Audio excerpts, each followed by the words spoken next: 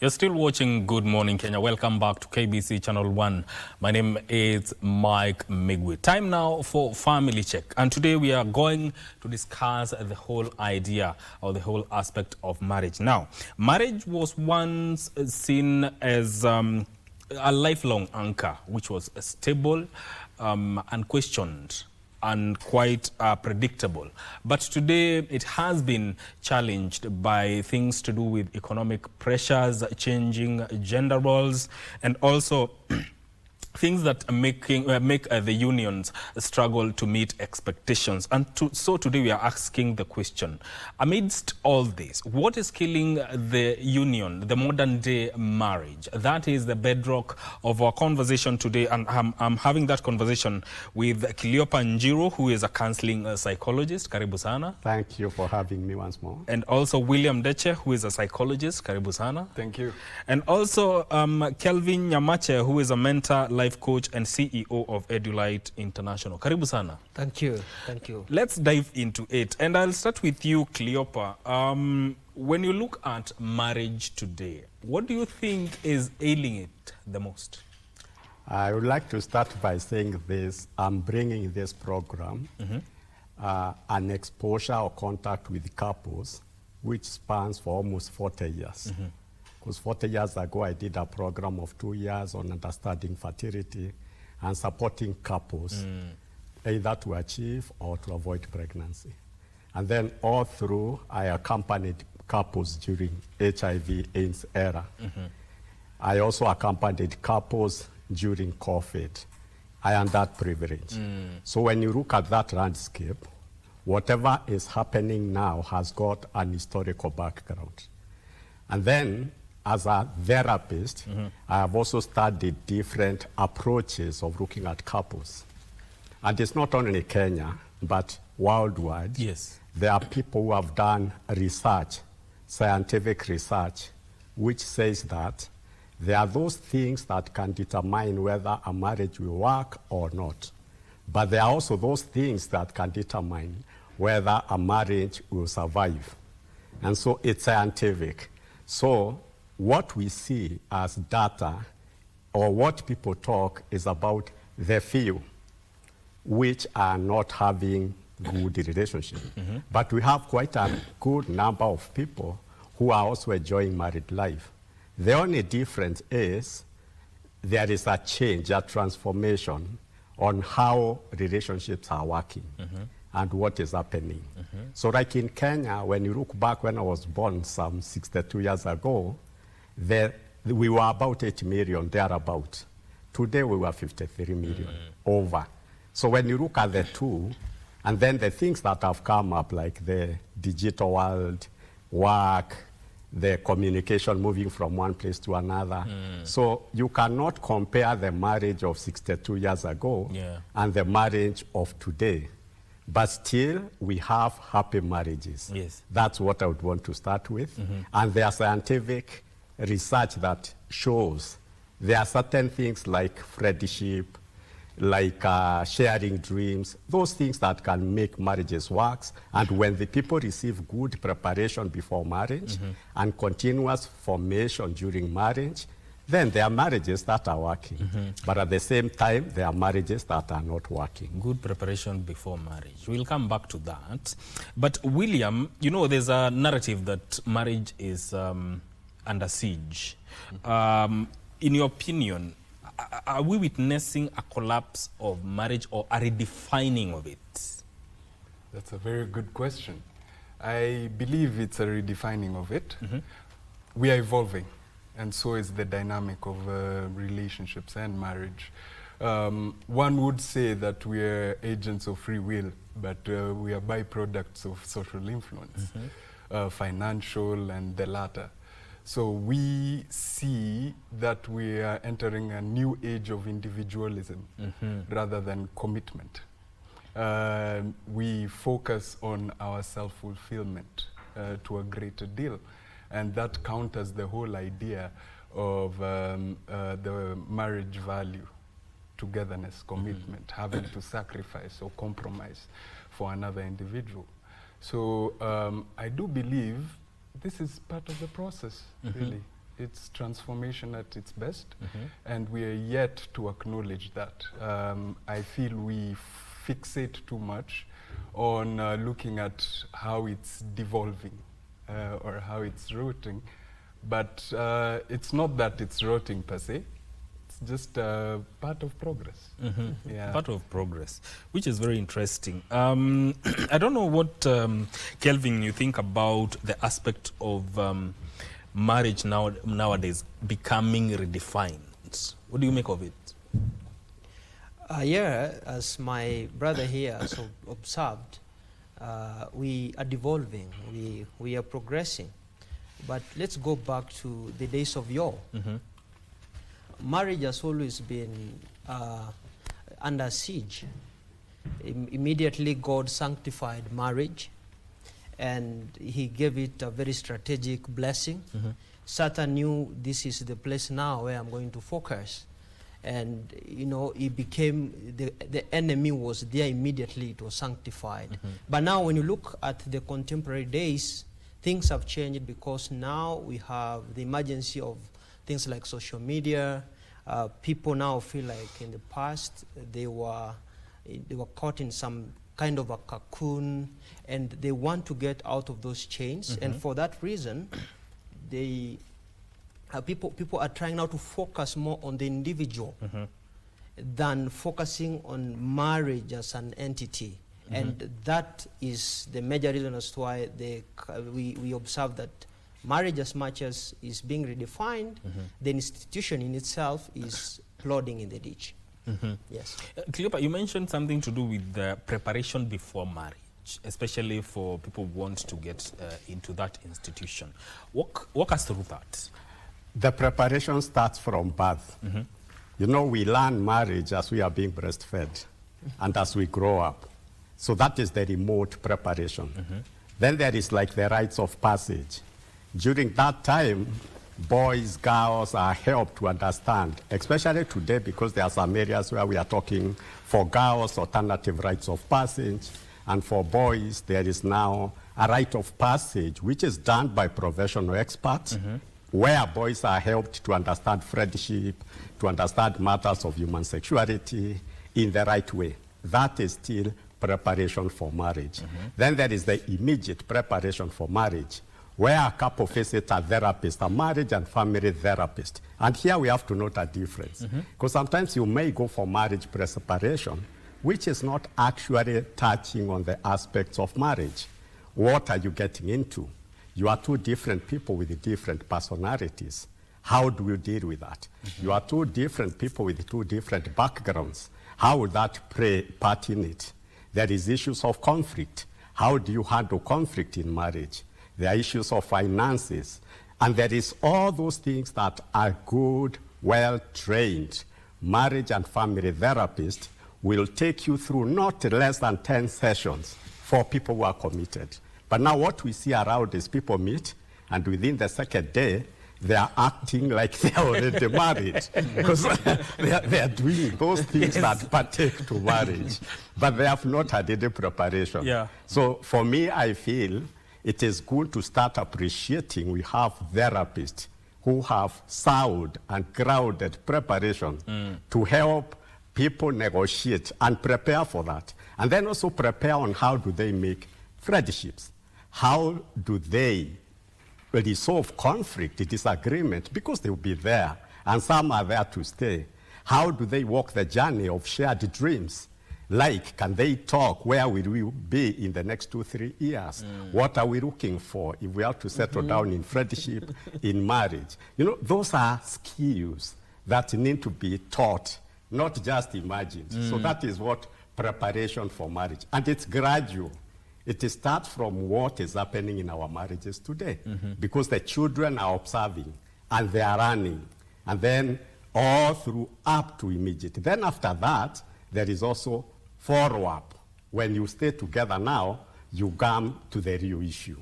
Whom do you see when conflict comes? Whom do you see when difficulties start coming? That's where now marriage and family therapy is becoming key worldwide. And we have people specially trained to handle and to understand the theories and the approaches, different approaches of helping couples. Yes. That is very profound. Wow. But then again, there's this question, William. When you look at couples today who are getting or intending to get into marriage, do they really define what is bringing them to that point? Like, do they understand where they are coming together? Well, that's a very interesting question, because it helps us reflect on the nature of commitment that is always there. We come together, we have a unique understanding in regards to expectations, and we tend to work through the whole process. However, we get to have a tendency on where we see that someone gets into a relationship, they haven't really gotten a proper feel of the nature of the relationship or how they want to take it through. And we see instant detachment that comes with it. And I believe this is all part of the transformation I was talking about, because now we are off from the one rule or the monotonous rule of marriage, and we're sticking there all the way to the finish. We think, okay, I have different alternative options to reflect on and go to. And that puts away that one-size-fits-all perspective of the marriage. And which is very interesting, Kelvin. You know, when you look at marriages today, are they ending because people are less committed, or it's because they are no longer willing to tolerate unhappiness? First of all, one of the major reasons as to why the modern marriages are ending is because most couples enter marriages with their own kind of conflicting ideas on what that marriage can become. Others are fearful, you know, they have looked at their friends, what's going on, and they feel like this thing might not work. Others go through social media, and every day when you surf through social media feeds, you realize that there are many people who have negative views on marriage. So you get into marriage expecting also to encounter such a kind of experience in your own marriage. When you get into marriage with a negative mindset, there are very high chances that you will sink into the abyss of the enemy, because it won't work. Marriage has never been a walk in the park. It's not a bed of roses. Two people, two strangers meet together, and they find ways on how they can work together, because these people have a different background, they have different training, they have a different way of seeing things, they have different personalities. So it's a matter of complementing each other, seeing how, understanding the other person. You also get to understand yourself, so that you find a common ground with which you'll work moving forwards. You know, there's also the aspect of unrealistic expectations. And, you know, there are expectations that marriage is supposed to meet to deliver, say, love, friendships, personal growth. Is this too much to be expected from one person? I would start by saying it's healthy to go into marriage with expectations. But how you go about it? Expectations are, I have my needs, you have my needs. How do I ensure that my needs are met? How do I communicate that without making you feel like you are the one who is not meeting my needs? So we get in with, and it's okay to expect care, to accept love, to accept someone to be concerned about your well-being. But now how you go about it is the whole issue. So the thing is, there are those expectations when you go to ask for them, you are using the other person. You are attacking the personality of the other person.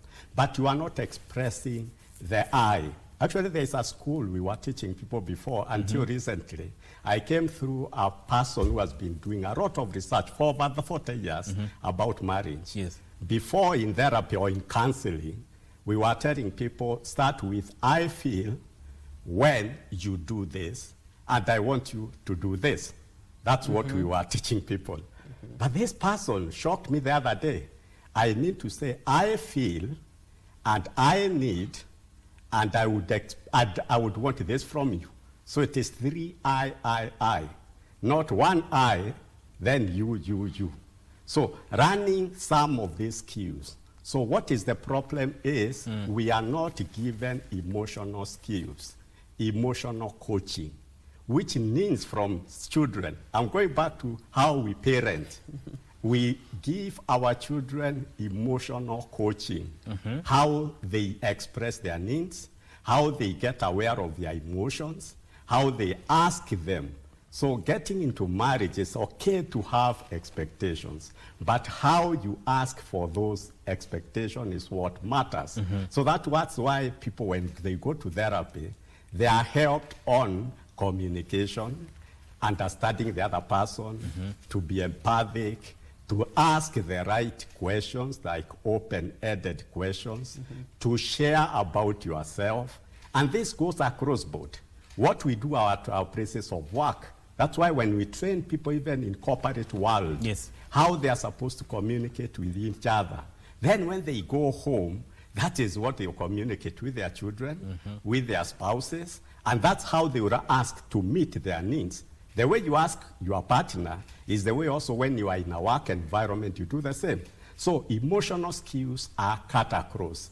So what we are lacking, especially our system in Kenya, is such that we are more into IQ, intellectual, but we have not been helped to acquire emotional skills of how do I say this is how I feel, and this is the reasons I'm feeling this way, and this is what I would want to happen so that this need, this expectation is met. So there is our own training we need to give to people, and we need to do it across the board, in our schools, in our churches, and I wish every person, even in our churches, should start appreciating the value of skills, the value of knowledge, the value of research work, because we are all scholars, but unfortunately, we engage people and we do not see, do this person have what it takes? Has this person been rigorous in his studies on a given field? Even when you are going for counseling, you need to find out what's the background so that we know at what level can this person assist you. So this is where now we need more education, more information, so that we may know how to make relationships, basically at work, even friendships, boyfriend, girlfriend, for young people, what do they expect to know? Tell them the truth. Don't just tell them, your time is not yet. Which time? They are still friends. So have the skills, emotional skills. How do boys respect girls? How do girls respect boys? And that's how when they grow up, they get married, they will know how to respect women, how to respect men, and what to expect, because we have helped them as they grow up. So, William, from what Cleopa is saying, this needs to be a process where even, that includes even family therapy sessions. Would that work? Yes, to a greater deal, because everyone needs to have knowledge about something. Marriage, as people say, is not an easy thing. Yes. But if you have an understanding of certain steps, emotional intelligence being part of it, it can go quite a while. Especially, I'd like to echo aspects of communication in marriage. That is one factor of a healthy relationship, communication. Not a passive-based communication on which you simply scrub it under the rug, or aggressive, it's my way or the highway. but rather assertive. A balance, and especially when it comes to consideration and compromise. You get to understand, okay, I cannot do this now, but I can assure you if we take certain steps ahead, I can take, go ahead and progress to where I need to get to. If we have that sense of knowledge, if we slowly take this aspect of therapy with progression, especially from a marriage perspective, then we are going to see more enlightened and empowered individuals stepping into the marriage, where they get to understand, once I come in, there's a sense of vulnerability.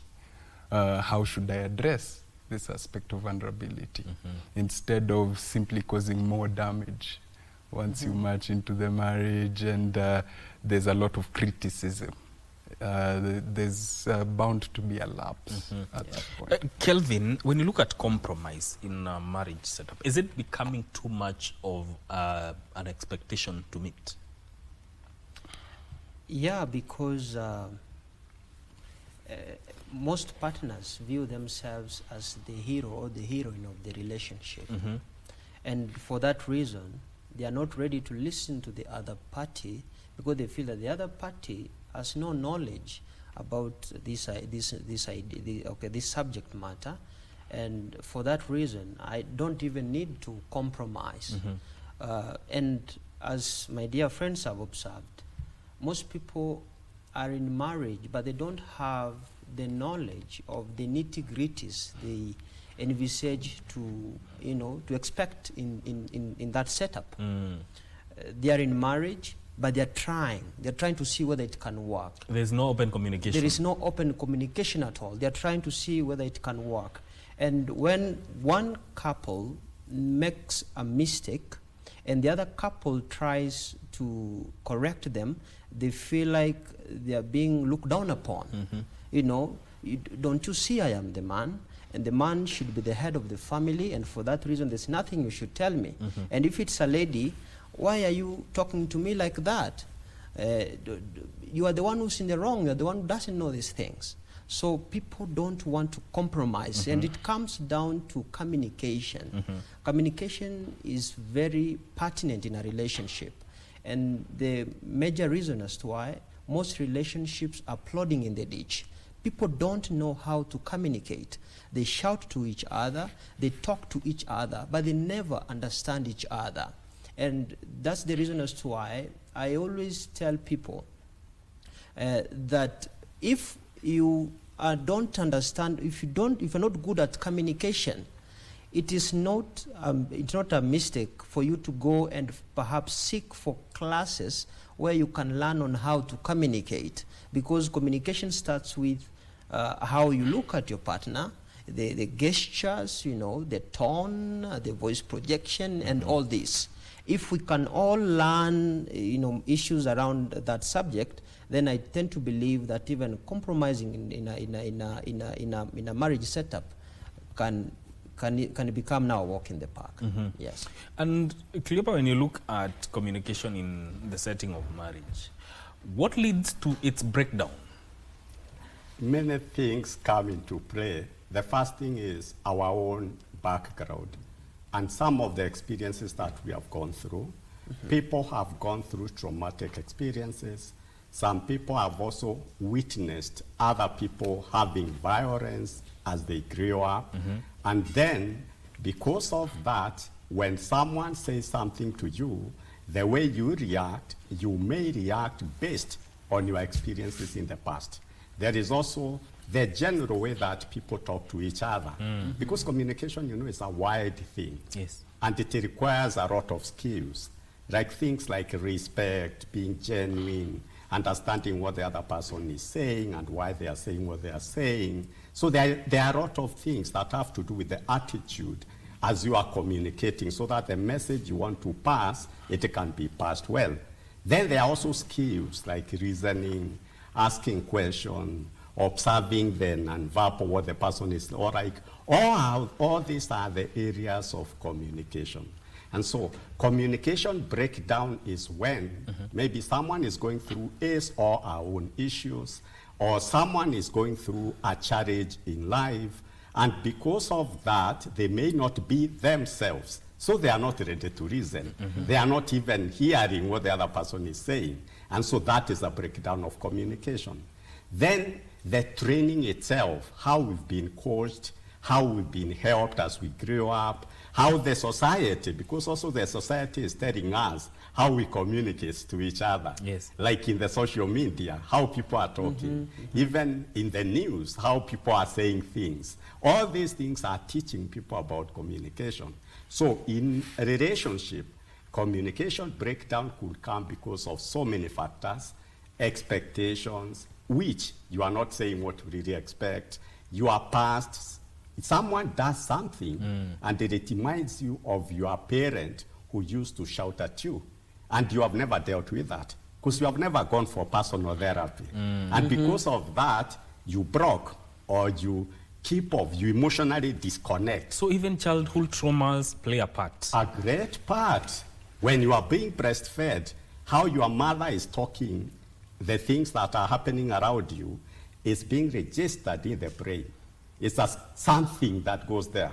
So when you are old, someone says something, it takes the brain to that map that was there. It's like a GPS. That's why all this journey is very important. And that's why therapy, we not only look at what's happening in the marriage, we are looking at how have you grown, because that forms the persona now, the person. And we help you to deal with those traumas. But there are major traumatic experiences. Like if you are involved in an accident where many people die and you are the only person who has survived. You have gone through a major loss, like the loss of a parent, a brother, or a child, or a wife. You know, all those losses, they still have some emotions in you. Yes. So when you are communicating, when someone is talking to you, your brain goes to that trauma.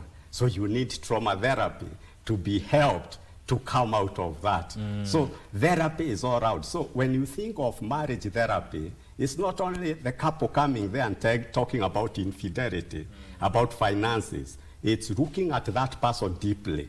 So when they come to us, we can separate. Yes, there is breakdown of communication. What is the root cause? What are the underlying issues? And then we walk you through the journey. So you could come for marriage therapy, but I sense here there is traumatic experience. Here there is a loss, maybe a job loss or something. First of all, let us deal with that first. Yes. And then from there, we come into communication now in marriage, so that it's a healthy person communicating with another healthy person. So we need to look at the whole person, because you bring into a relationship the who you are, not part of yourself. Yeah. So communication is very wide. Yeah, and that makes one look in retrospection about themselves when they're getting into marriage. William, you know, there's matters to do with divorce, the exit culture. To what extent do you think it has contributed to the lack of resilience in marriages, modern day marriages? Well, to a greater deal, because now we are getting to see individuals not withstand any stressful situation for a long time period. Back in the day, we'd get to hear from our parents and so on, when I was in marriage, there was a lot of turmoil, but we always stuck in there. Which leaves the question, did you stick in there because you had an option, or did you not have an option?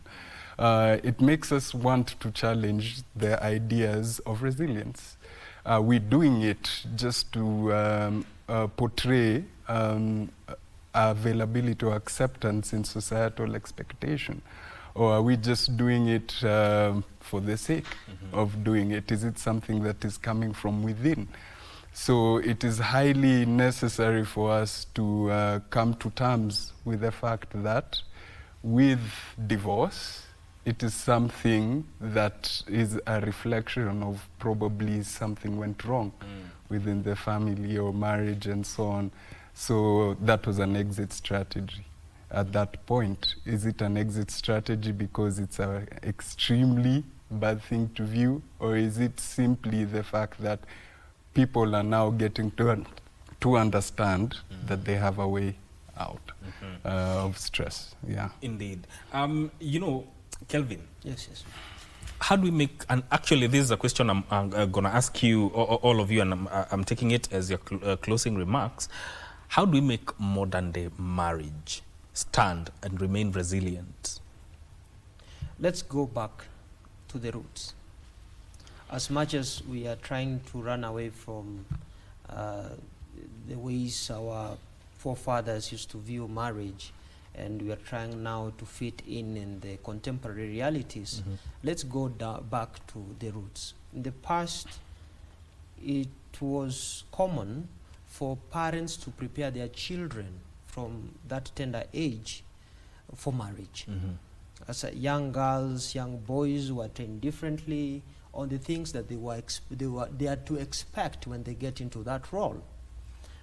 This morning I received a call from one Obino Nyambane. He's a culture guru from Kisii, and he had seen that poster, and he told me, Kelvin, please go there and talk about culture. I mean, as Africans, we had our own identity and our own heritage. In their own wisdom, our forefathers had looked into the institution of marriage, and they thought that for marriage to work, there are things that must be put into perspective. Yeah. For instance, you had to train them on how to cook, you had to train them on how to communicate. Women were to be taught about the chemistry of a man, the man was to be taught about the chemistry of the woman. So when you get into marriage, you already know how to treat your partner, and your partner as well also knows how to treat you. So if we learn those things, and then we also learn the realities of the time, because the times have also changed and the pressures are many, we will find a balance on how we gonna earmark this journey moving forward. Indeed. Cleopa, in 30 seconds, how do we make marriages resilient? It is, we need to prepare people, we need to work, and we need to rely on experts so that they can help people to have the knowledge, the skills, the right attitudes towards marriage, and it needs to be taken seriously by all sectors of our society, from the leaders, from the church. And I really appreciate you giving us this opportunity, because media will also play, and media to help people to see the reality and things that are scientifically proven that would help people start good relationships, good marriages, and let's give hope, because there are good marriages out there. Over 50% of people are living happy marriages. So let us try to bring that one in the open. Yes. William? Well, I think mine is simple. Conscious awareness is key. This is where we're going for training, we're learning all these things. You can't enter the vicinity of a marriage or relationship if you're not consciously aware, because you'll end up hurting the other person, or you'll end up causing a lot of destruction. So being there, being in the present, being in the then and now is highly necessary. Yeah. You know, this topic of marriage is a very wide topic, because we need to cover matters to do with culture, social media. Those are aspects that the conversation will continue doing. And I have been talking to Cleopa Njiro, who is a counseling psychologist, Kevin Nyamache, who is a mentor and a life coach and a CEO, Edulite International, and William Deche, who is also a psychologist. This conversation ends now, but remember, you can continue the conversation on our social media platform.